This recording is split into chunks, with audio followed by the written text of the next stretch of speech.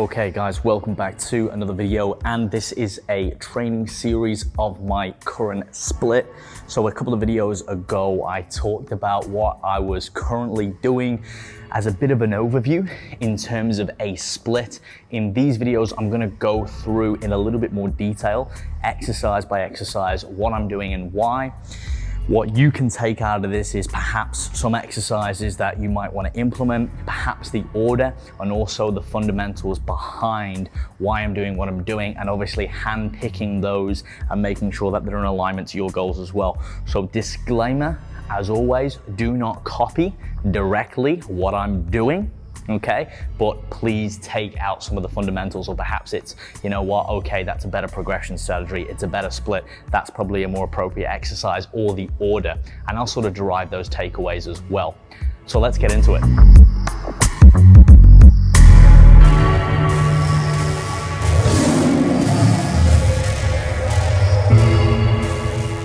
Okay, so day 2 is a push-focused day. So as a recap, if you've not already watched the video on my split, it's generally Monday, it's a legs, Tuesday is push, Wednesday is pull, Thursday is off, Friday is lower body, and Saturday is a full upper body.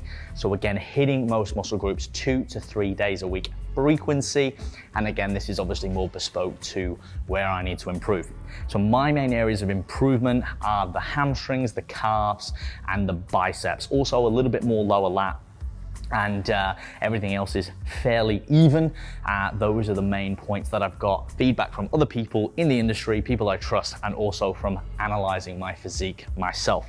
And one of the beautiful things about physique sports is that it's a continual process where you can always make improvements. And if you're really into the journey and immersing yourself in this industry, and you really love it, and you really love even just training, even if you're not working in it, it's something that you can just continue to do forever, because there's always improvements.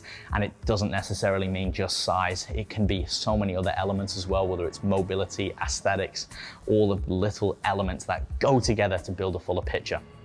Okay, so my push day is mainly comprised at the moment, and look, this changes, disclaimer, everywhere from 4 weeks to 8 weeks to 12 weeks, depending. So the way I organize everything is, once I stagnate on a movement and I've ran it and I've milked it for a specific amount of time, usually between 4 and 8, and maybe sometimes even 12 weeks, it's a bigger movement, I will then change the variation out, or I'll swap it for something similar, depending on how it's going. Now, there's a lot of depends here, because say if there's an exercise that's causing me some impingement or some pain, I'll obviously swap it out. If it's something that I just end up don't liking, then hey, swap it out. There's no point in, you know, doing something you don't enjoy if you really don't have to do it. That's the beauty of training in a more bodybuilding-esque fashion. If you're not just a strength-based athlete in the big 3, you can have a lot more variety within your training. However, I see a lot of people wasting their time on minutia and garbage volume, on exercises which are super specific, and they are missing the forest for the trees. For example, doing a funny exercise on a really weird angle might not really load that muscle in the best position, and it might not add to a lot of total volume or overload over time. Therefore, it's not really conducive to growth. And especially if you're here and you're natural, that's something that obviously I embody, then you want to be training smart, because you don't have the luxury to just kind of get away with just doing anything, especially after the early days. So my day starts with an upright chest press. Now, again, I'm not going to go back and talk about in other videos, but I've been doing this because I had an impingement in C5, which is now pretty much rectified, but I'm still being a little bit cautious and conservative, and I'm picking exercises which really don't impinge my spine or load my spine at all, especially in a vertical plane of motion. So I'm doing variations of an upright chest press. I've reintroduced the bench on my other upper body day, and it seems to be fine, but I'm using it more of a skill-based activity. I'm generally doing 3 to 4 sets on this particular day, and I'm generally starting at the moment from 8 repetitions, and then next week with the same weight I'll go to 10, and then 12, and then I'll drop back down. Now, you want to be starting with a bigger compound movement. So compound, multiple muscle, multiple joint.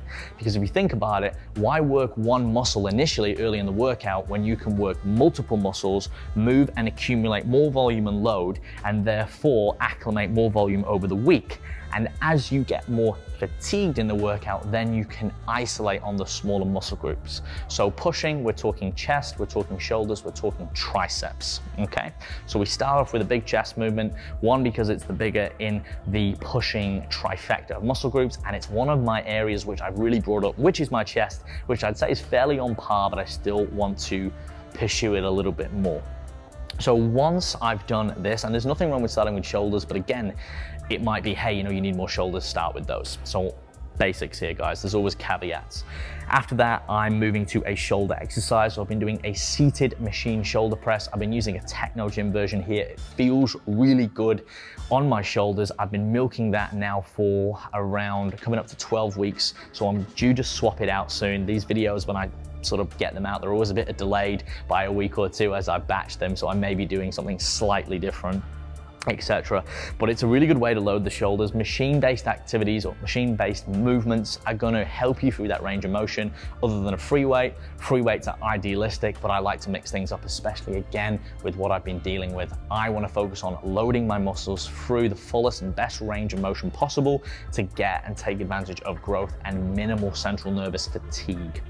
So again, I've been following a similar trend on that, starting with 8 reps, 4 sets, and going to 10 to 12 and then dropping it, and then sometimes even going a little bit higher.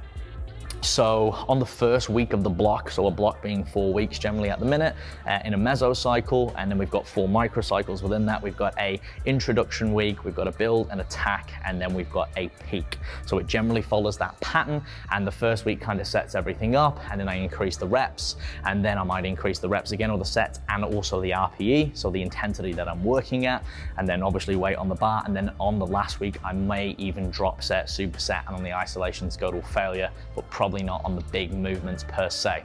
And there's lots of other videos why you wouldn't do that, but I'm not going to go into it on this one. After that, I'm moving to an incline barbell bench press. Again, I reintroduced the barbell. It feels good in the incline position. I'm not loading it super heavy. Again, I'm going 8, 10, 12 reps and then increasing the weight. Now, say for example, if I can't get the reps, I might drop the reps and increase the weight, or I might drop the weight and increase the reps, or I could even add a set on. So progression comes in many forms. Again, there's other videos on that. I won't go into super detail here, but again, I'm choosing movements which move me through good ranges of motion that feel good for my body and maximize my volume. So I've hit the chest, okay, in a vertical plane of motion. I've hit the shoulders in a vertical plane of motion. I've then gone to a horizontal diagonal variation with the incline, and now I'm going on to the deltoids. So after that, I move on to, it's an incline lateral shoulder fly at the moment. So a single arm unilateral variation. Unilateral exercise is good to fix muscular imbalances and really isolate one side of the body. So these rep ranges, I'll generally run a bit higher. So I won't generally go to 8. I'll usually start at a minimum of 10, 12, 14 plus, all the way up to 20, depending on the muscle group and the fiber type. These ones are a little bit different. I saw someone that I follow on Instagram do them a while ago, and I thought, you know what, that is actually a worthy variation. There's only so many flies you can do. And again, the basics work, guys, so no need to reinvent the wheel too much. These little variations make a big difference. You might be doing a seated shoulder fly. You might go to a standing shoulder fly. You might go to from a dumbbell to a cable. There's all of these little variations, of which are in my academy, shameless plug.